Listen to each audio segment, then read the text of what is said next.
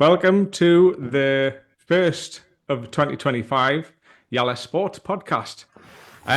Today I'm joined by Hollie Murphy, who's the CEO and founder of Heroes of Hope, which is a sport academy in Dubai. Hollie, welcome.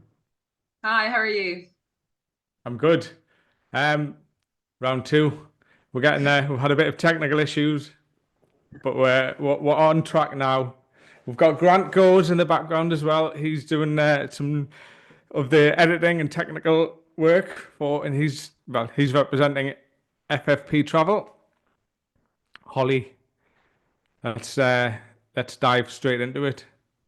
Let's go What for brought you it. to the Middle East? Um, so take two.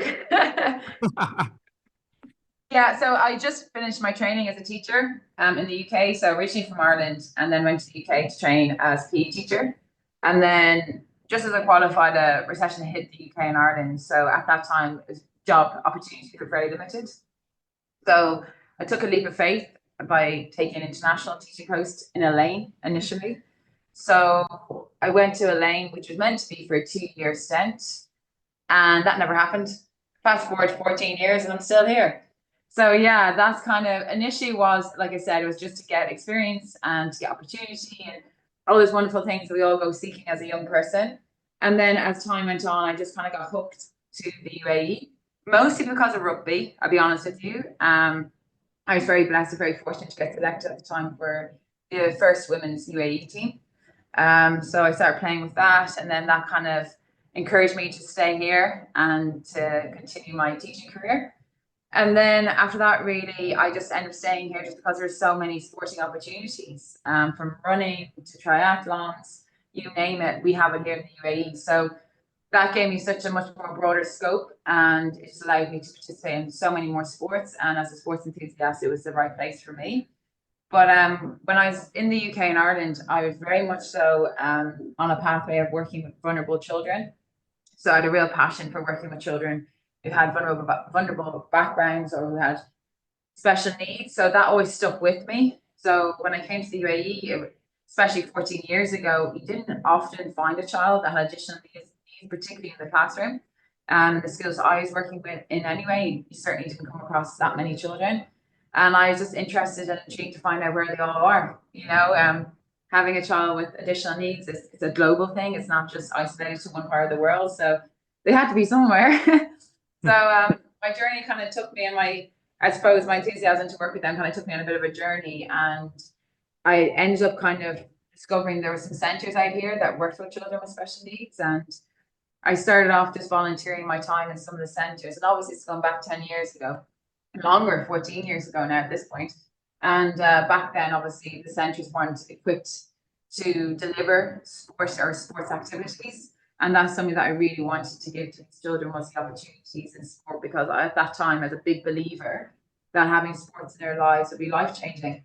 And it was very appropriate for them to be involved in sport despite their disabilities or their needs. So I just kind of got very creative with how I could deliver sports to them. So rather than me going to special needs centres as a volunteer, I started working with some of the schools out here to actually open up the doors and allow children who had special needs in the community to come to the school as a venue at the time, not actually under the school banner, but to use the school venue at the time to be able to give them, I suppose, the right exposure and experience of what it feels like to actually play sports properly in the right facilities. And just then as time went on, it just went from strength to strength. And then eventually I realized I was very passionate and it was something that I wanted to do every day, not just once or twice a week. So I decided to leave my teaching career and to focus on building essentially a sports academy, specializing in children with additional needs. So yeah, that's essentially what I do now, full time, all day, every day. Wow, that's a Yeah, big step as well. Like, because I've gone from having a career, having a salary, to then starting on your own. yeah. Um, what did that feel like for you, taking that initial leap of having a teacher's salary and then having nothing, and then you've got to do this all on yourself? Tell us about that sort of No, I will first step. never post it at all. It wasn't like one of these amazing experiences and I've learned so much. It was absolutely terrifying. Leaving, I suppose, security Not just having a salary, but obviously having accommodation, a flight home once a year, medical insurance, all these things that you overlook that you don't realize that you need to survive. So yeah, it was absolutely terrifying. So the first couple of years of this, I will not gonna lie, like obviously now it still has its difficulties, but those first couple of years were extremely challenging, even personally, were very, very challenging. Just doing whatever I can to kind of put food on the table, doing whatever I can to try and keep a roof over my head. And yeah, it was one of those very challenging times, but definitely a lot of self growth and growing up had to be done, I think, during that time. But I was very focused and very driven on the organization, and I was prepared to make those self sacrifices if it meant that I was in a position to continue working with children with additional needs. So I was prepared to make that sacrifice and to do whatever I needed to do. So yeah, like I said, it wasn't easy, definitely not. What was probably one of your biggest challenges then that you faced in that initial startup period? Was it Uh, more, like what we all tend to come up against is visas and medical insurance and all the admin side of things, but was there any other challenges that you faced? Like, to be honest, it really was just going a leap of faith and believing in the vision and the purpose of what it is I wanted to do. I think there was definitely moments where I started to doubt, was I making the right decision here? But then when I kind of dug deep and I started doing more with the children, like more events, I started developing more programs for them as well and really connecting with the community. And I think that started to kind of give me a bit more kind of faith in what I was doing and, really believing in it. I think at the time, definitely funding, and still is even to this day. Because we obviously operate as a completely not-for-profit organization, we actually rely heavily on donations and sponsorships. And being so small and really and we're only at that startup stage, it's very difficult to get people to buy into this vision and into believing that this is of worth and of value.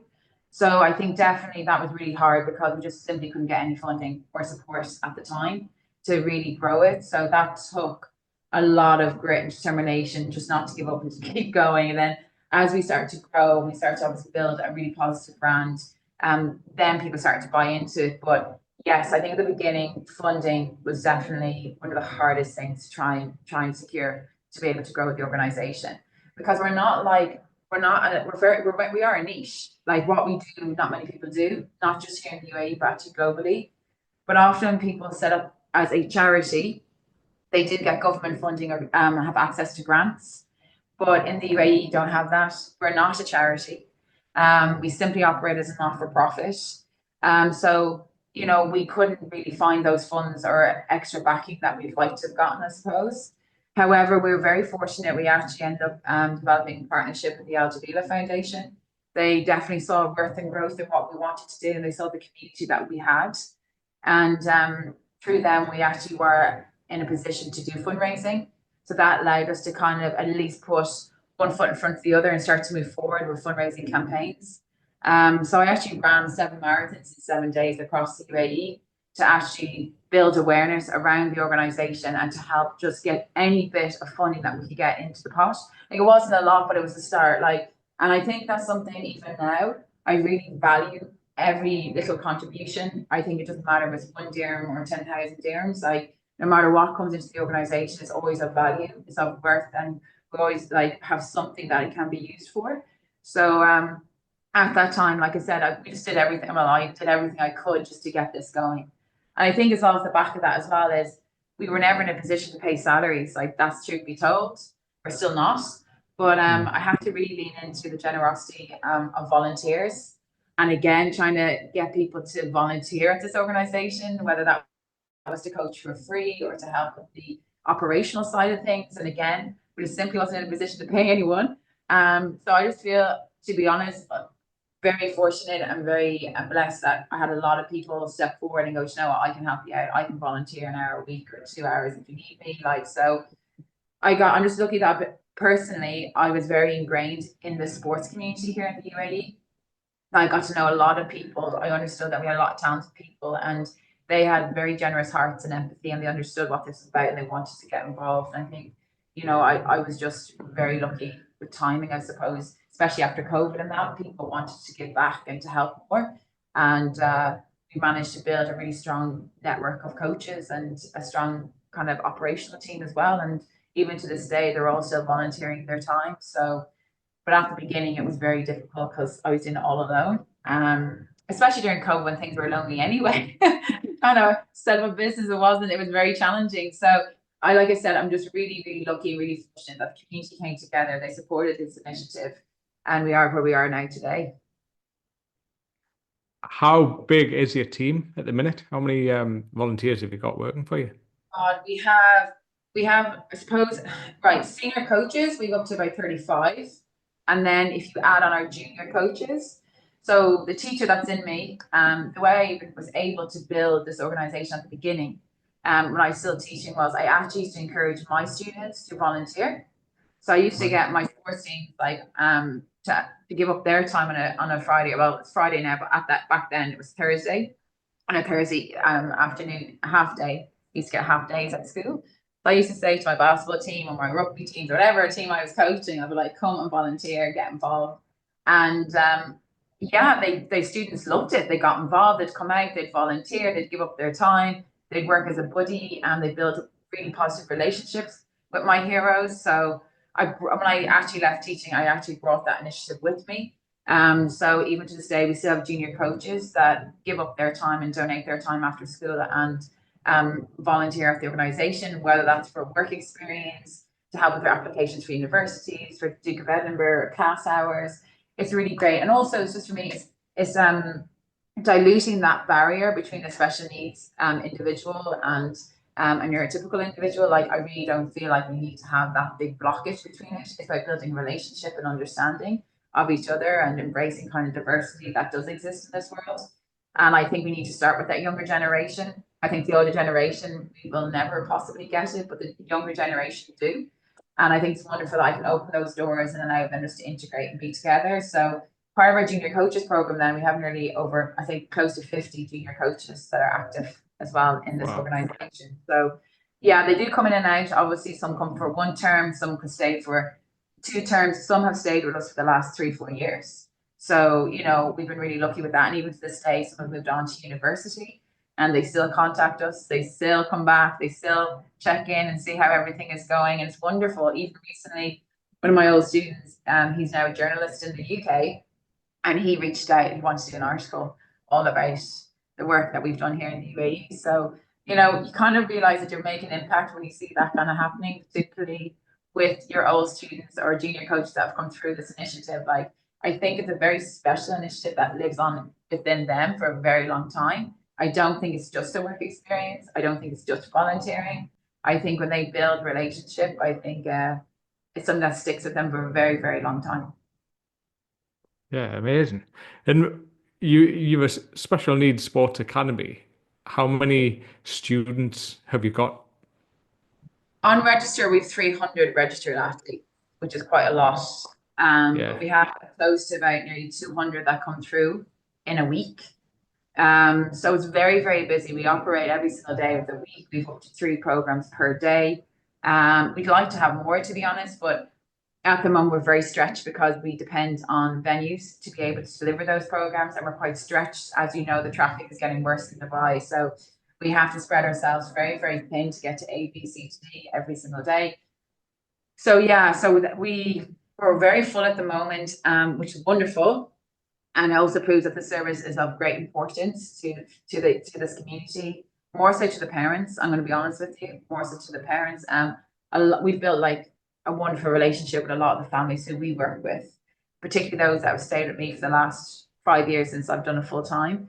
And they've even said it like it's been life changing for them. It's given them so much hope because they've seen obviously what their children can do, and they focus more on what the children can do, and that they can have opportunities in sport and really grow as individuals. But more so as well, they've built relationships with each other. So they're not isolated anymore. They're not just that mom that has a child of determination. There are like there's many moms and parents out there that have a child of determination. So they're getting to kind of lean into each other, speak about their experiences, talk about perhaps what works, what doesn't work. And also just they're being humanized, as in they're just humans, and they also need friends and community and friendships. And I think through Heroes of Hope we've done that. So we've kind of dubbed ourselves as a family of hope. Like that's kind of how we see each other, and I'm really, really happy about that. Sorry, a bit thrilling, What sort of what sports do you offer the students? Every single sport you can think of, we are currently doing. And I do mean that. Really? We've over 23 sports that we offer. Because the idea is like, same with you and me, we all have our different interests in sports. I know certainly when I was growing up, I was very lucky. I got to try absolutely everything. And I love sports and always have done. And it wasn't until later in life that I started to focus on specific sports, rugby being the main one in my current life. But I wanted, like, we've got like our heroes, they have like lots of different interests and different skill sets. So I didn't want to just focus on one and say, right, that's the sport we're going to do and that's it. I was very much like, no, we've got some of these kids that are actually very good at running, or they're very good at rugby, or they're excellent at CrossFit, and they're a fantastic swimmer, and that person over there is really good at boxing. So we offer now over 23 sports that kind of, I feel like, offers a lot of varieties and interests, and no matter what level your kid is at, they have the opportunity to try anything and figure out what it is that they really like and really enjoy. And then from that, then we can obviously nurture it. You mentioned the parents there before. Do the parents get involved in any of the activities with the kids? Yeah, they do. So we've actually launched a mom's running group. So now the moms are running, and I told them they're not allowed to bring their kids, because I think it's really important that they have their own time, their own downtime, and they need that, I think, more than probably most. And that running kind of really started to help them. They start to get involved in some of the races out here. So they recently did the women's run at the expo, and at the weekend they're heading off to Abu Dhabi to do the cancer run. So that's a new initiative we brought in this year, but I think it was a well-needed initiative. And then over the years, we have actually done competitions where they've had to pair up with a family member. So we do a lot of events. It's not just the programs that we do. So we do events most weekends, so they compete as well. They're very competitive, and it's important that we have competitions ready for them to go. So we've actually done events and competitions where they've had to pair up with a member of the family and get involved, and the parents have almost died on me. It's not the heroes, it's the parents. Like, are you okay there? So that's been really great, because I think it's given the parents a bit of an understanding actually how hard they train. And it's not easy. It's not as easy as it looks. And we are teaching them a lot of skills and knowledge about sports, and that's why they're able to perform to the level that they can. So yeah, that's been quite nice and really, really brings the community together. Amazing. And if there's a sport that you don't provide and they show an interest in, they've seen it on TV, or can they just literally say, I want to try that, or I want to get more involved in that? And can you find a coach that will come and provide that? Yes, like, to be honestly, I don't think there's a sport yet that we don't provide. I'll be honest. Like, we do everything: cricket, indoor cycling, boxing, CrossFit, functional fitness, swimming, gymnastics. Like, it's endless what we do. It does not stop. But if there is something that I cannot provide, which is very rare, 100%, I will try and figure out if there is someone that is prepared to take them on. But for a lot of them, there is that challenge. I'll be honest with you, a lot of academies, coaches, venues, they don't want to take on a child with additional needs, because it is challenging. There's a different style and different level of coaching. And personally, I feel like you really need to know the child and really understand them to really pull out the best in them. So that can take time to build it up, to get to that level, and then to work through, be able to then teach them properly and their skills and so on. So it's a process, but any child I feel like that needs to or wants to be involved in a sport, I'm like, let's figure out what we can do, and let's try and get them there. How long does it take for, you get a new intake? How long does it take for that initial period of both the connection of, you and the child with their sport? Or is it, a few weeks, or is it quite instant? It can be case by case. So with some of them, absolutely, it can be instant, and they're like, they love it straight away, and they're like high-fiving you, and they just love it, and it's wonderful. Then there's cases where, especially younger kids, it's a new environment for them. For a lot of the younger children, they've had to go through a lot of therapy to begin with. And so they have to obviously develop those skills, and then they're trying to transition into school life. And then when you add sport onto that, it's a lot, and it can be for some of these children, particularly if they got challenging cases. But I always try and insist with the parents, like, just hang in there, because we're used to it. Like, I'm used to having very challenging kids, and that's absolutely fine. This is why this academy has been built, is to embrace them and their behaviors. So I think some of the parents obviously are like, oh, he didn't do what everyone else was doing today. I'm like, that's totally fine. Like that is normal. And like with anyone, like it will take time. For some of them, like I said, it could happen instantly. For some of them, it could take a couple of weeks. For some of them, it can take even a year or two. I've got some of the heroes who, they've been with me now for nearly a decade, and what I've seen in them is they're completely different to where they were at the very beginning. So it just takes time. It just takes time, and it's a process, and you just have to be patient with that process, and that's absolutely fine. And I always try and make sure they engage in something, even if it's done 5 minutes today, and then they run off. That's okay. Maybe next time they'll do 10 minutes, and then after that it could be half an hour. But it's just a case by case, slowly. But the most important thing for me is it isn't necessarily learning of the sport. The most important thing for me is they're there, they've got friends, they're in a very supportive environment, they're with people who understand them, care for them, and love them. And I think you can't put like a price on that. I think that sometimes that outshadows kind of the actual sport, if that makes sense. Because for me, I'm like, look, they're happy, they're having fun. Yes, they're running up and down and not necessarily kicking a football. I'm okay with that. The most important thing is that they're actually here, and they probably will eventually pick a football eventually. Or at least today they said hello to him over there and he gave him a high five and he's happy. And I just think for me, that's more important sometimes than pushing them to do a skill or whatever. I'm like, no, we'll get there step by step. And often you'll see that as well. If they see another child do it, then they will do it. If another child gives them a high five, they're like, okay, I like him, I stay with him. So like, and it's nice because some of them obviously are non-verbal, so they can't actually speak or can't express themselves very well. But I do feel like naturally these kids just know each other in a really weird way. They just get each other straight away. And that's probably, for me, is probably the one thing that I cherish the most in here as a hope is the relationship and friendship that they've built with each other. Like they love each other so much, and I love seeing that. Like they genuinely care for each other, like in a way that I can't really describe. So for me, that outweighs any of the competitions or our teaching and sport, to be honest. Yeah, I bet. You mentioned there about competitions. Have you had any superstars? Because you went to the Olympics. Is that right? Yeah, we've got a few of them who have been selected as part of the Special Olympic World Games. So that's been wonderful. Watching them obviously start a pathway with us and then obviously get selected then, which is the highest level for Yeah. personal determinations to go to Special Olympics.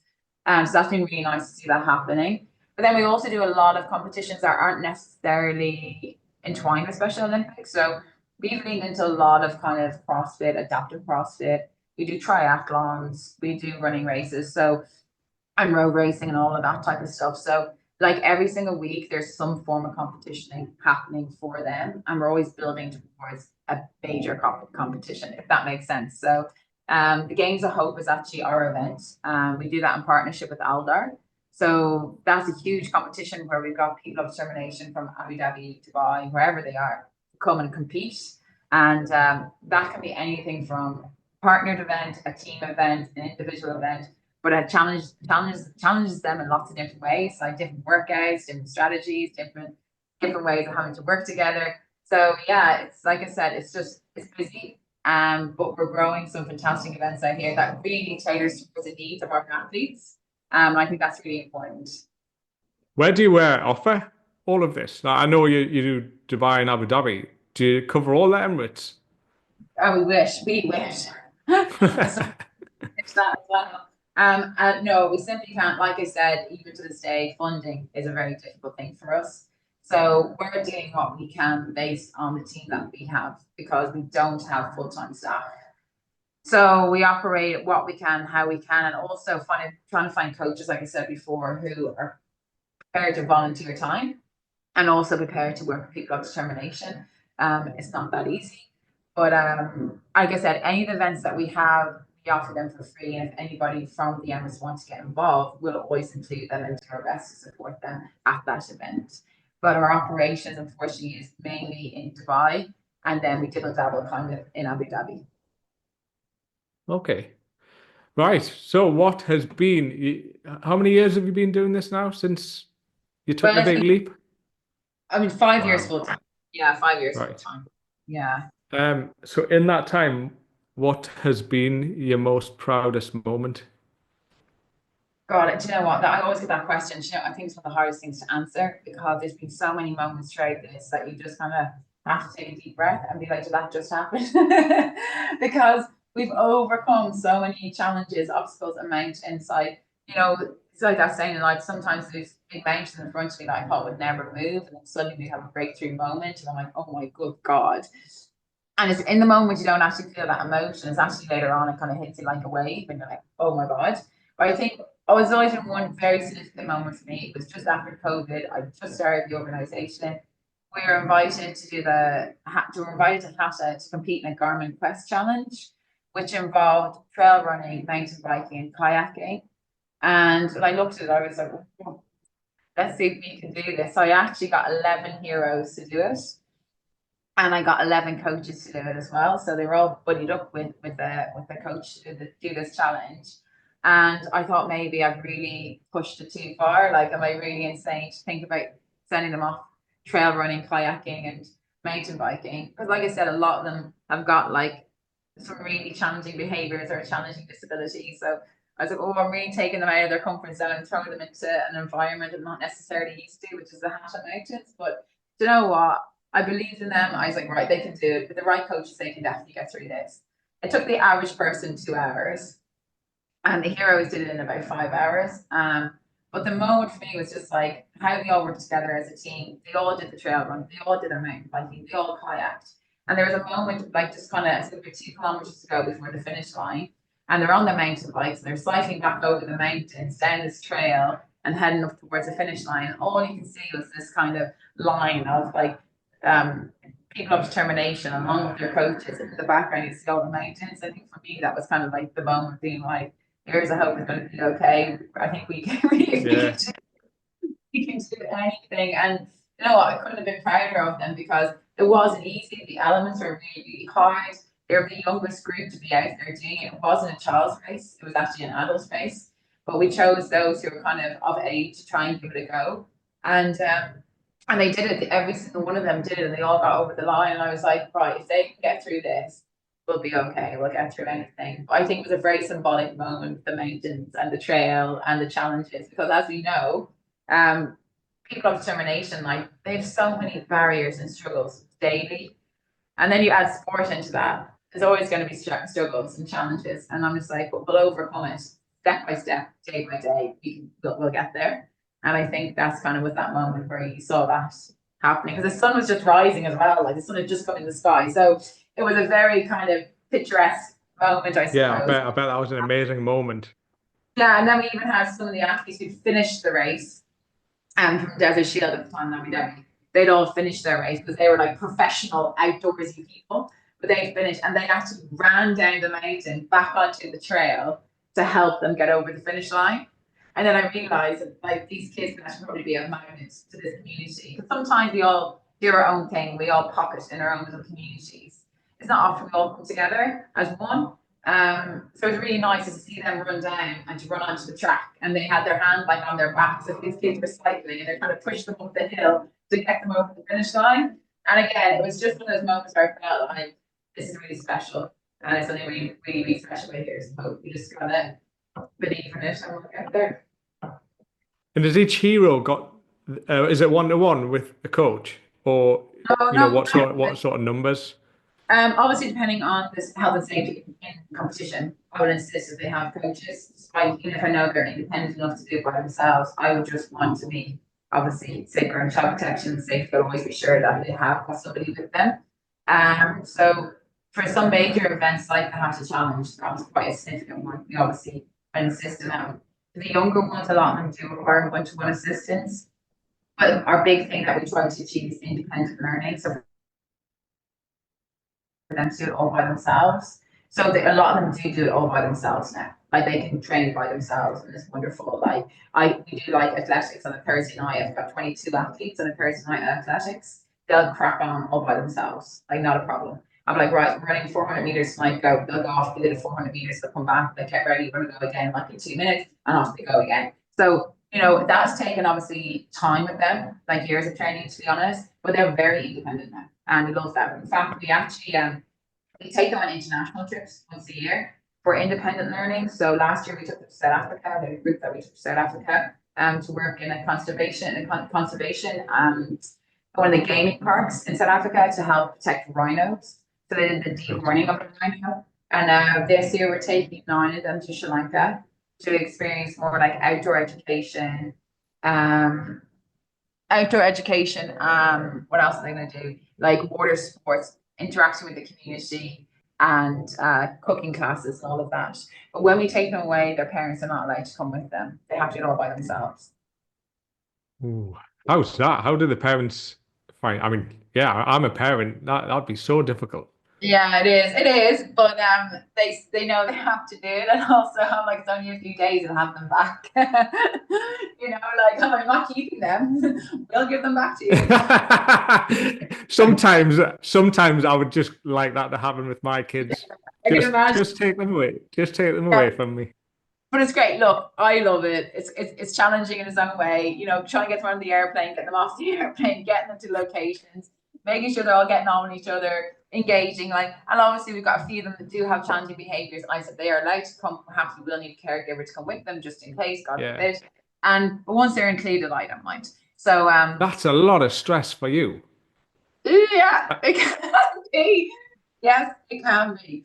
But there is so much value in it, and it is life changing for these kids. So when you're in a position to offer an opportunity like that, you don't really say no. You look at what you can do to make it happen, and I think that's what I aim to do a lot of the time when I say yes to these extreme challenges.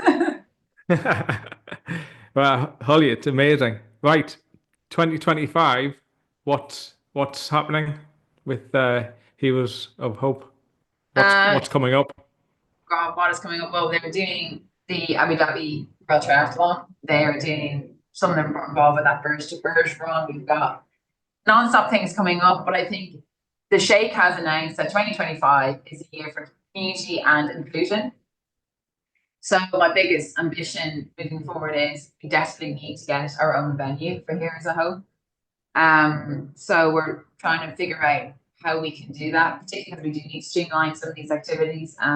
As you know, the traffic now is ferocious and it's just stretching very, very thin. We've done everything that we can possibly to get Heroes of Hope to where it is now. And I think we're very deserving of a hub of hope. So that's what we want to call it.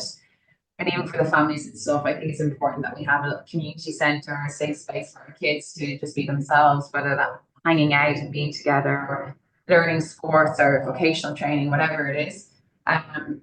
So we hope that we can align a vision with somebody out there where we can have our own little space and be able to reduce some of the operations internally and then continue our community connections externally, and obviously all the wonderful events that are coming up as well. So yeah, if we could get our own space, that would be great. So that's kind of 2025. That's our vision along with the That's the shape. goal. Yeah, amazing. It's going to be a Yeah. busy year for you then. Yes. I don't think it ever stopped. I don't remember. In my head, it was still in 2019. It's just been rolling and no. rolling and rolling. Right, so if someone wanted to get involved with Heroes of Hope, what do they need to do? Who do they get in contact with?